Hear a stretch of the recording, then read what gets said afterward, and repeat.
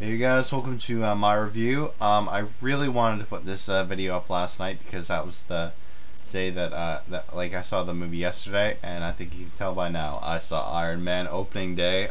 Yeah, we get opening day May 2nd for Canada, and oh my gosh, this movie was so great. I'm gonna tell you right now. I saw it with a friend, and as I was getting my tickets, he taps me on the shoulder. I'm like, "What, dude?" He's like, "Look over there." I look over. The guy who's taking the ticket stubs is dressed in an entire Iron Man suit, and I'm just like, "Oh my gosh! I really wish I had a camera right now." So yeah, it was really great last night, and I think even after I came out of the theater, he was still wearing it. So moving on. First pro I have is Robert Downey Jr. did a great job of Iron Man. He had such his role was so. It's one of those like arrogant billionaires, you know, like one of those hotshot rich guys, and I thought that he did a great job of that.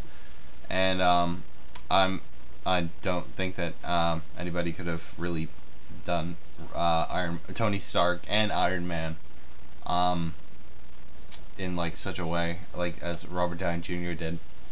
So moving on, they did a great reference to the Mandarin. If you guys don't know,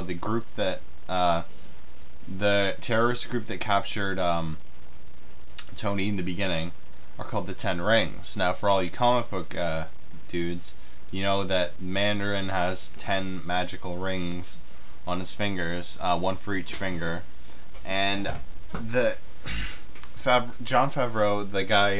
By the way, John Favreau does a cameo of Happy Hogan, Tony's bodyguard, and he's just like he put it in a way that it was still cool, but it was realistic. Although, like, I'll mention later that some parts were like realistic in the comics, but they really changed it to sci-fi stuff. So, moving on.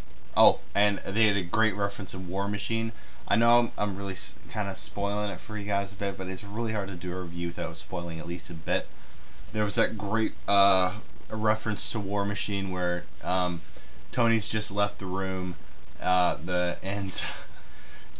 Jimmy Rhodes is just like looking at the suit. He looks at it for like only a few seconds, but we're all just thinking, is he gonna do it? And then he's just like, next time, baby. I'm like, ah.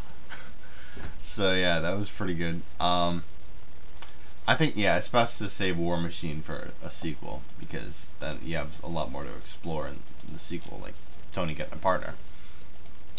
Moving on to Obadiah Stane. Obadiah Stane was a great villain. I think Jeff Bridges did an awesome job as him, and he was really one of those like business guys who he's so like he like Jeff Bridges. Here's the weird part. Jeff Bridges did an awesome job acting as Obadiah Stane. Obadiah Stane did a great job of acting as Tony's friend, because you can tell by the end of the movie he really hates this guy. Like, he really wants to get rid of him. And he was just like, I had a feeling that he was behind Tony's capture when I saw him meeting with the terrorist. So I thought that like honestly, when he put on the Ironmonger suit, he was just like phenomenal as like the Ironmonger. It was just like, it's just this ruthless businessman, this powerful man who just gets a chance to like exploit that power in an entirely different way.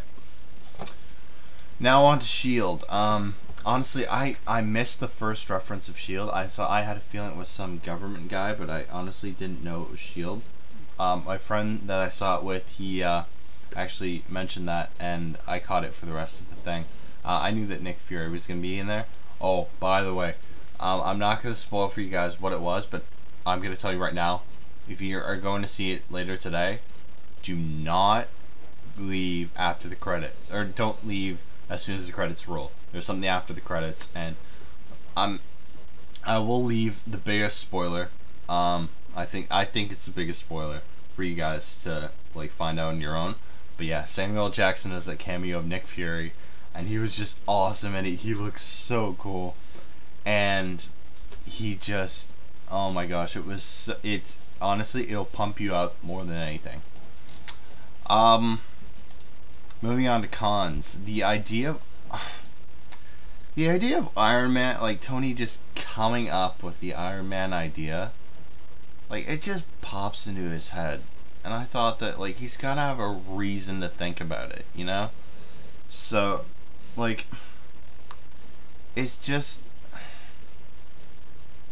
I thought that he just really, the idea just came to him, like out of nowhere, and I think that he should have had a reason to think of it. Like, think like, well, maybe if I did this, maybe I did that.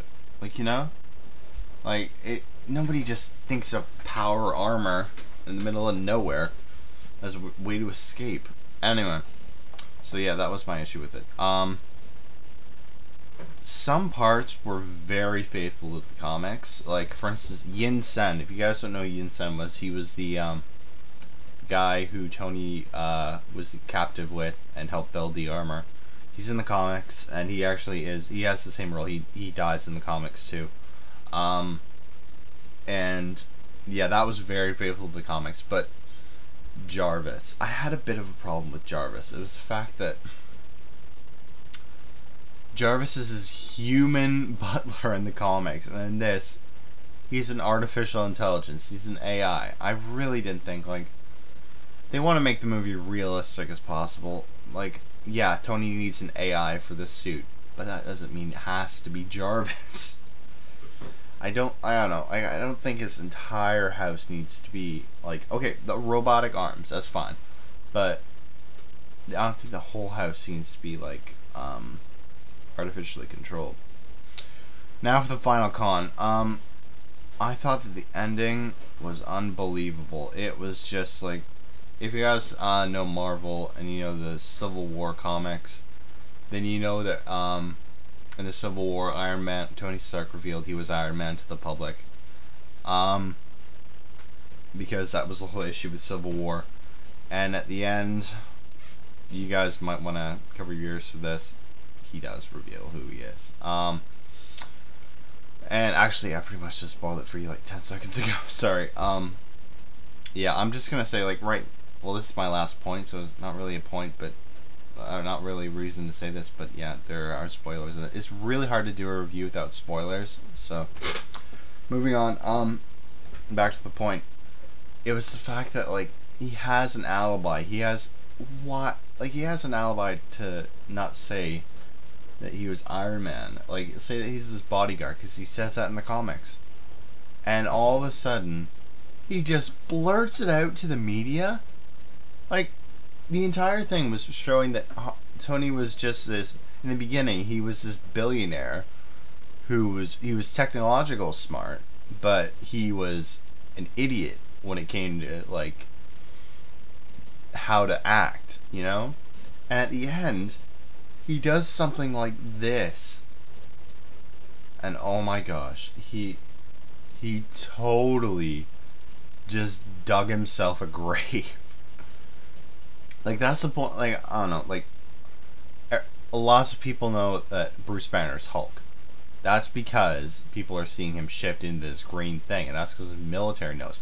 Not everybody knows that he's Hulk. There's okay, yeah, a lot of people knew he was Iron Man in the movie, but that doesn't mean the whole world has to know.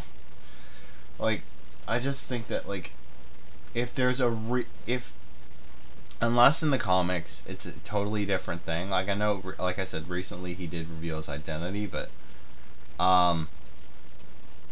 I think that he should have, like, yeah, unless everybody knows in the comics from, like, the beginning or very, very early in the comics, they shouldn't just do that, because his secret's totally blown, and everybody knows now, and everybody's gonna want that suit, and they're not gonna know where to get it.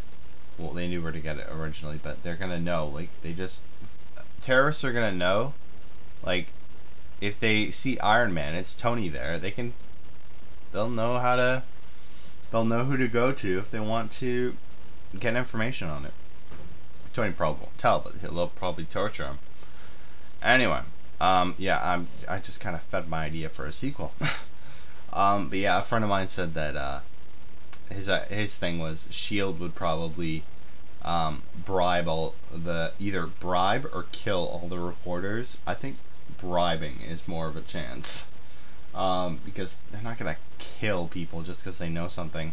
Like, it's not that highly classified, you know, but it is a pretty big deal. So yeah, that was my review on Iron Man. It was a great movie. It is definitely one of my favorite of the Marvel movies so far, and I recommend it to anyone. And yeah, I'm looking forward to sequels, and I will see you guys later. This has been my review.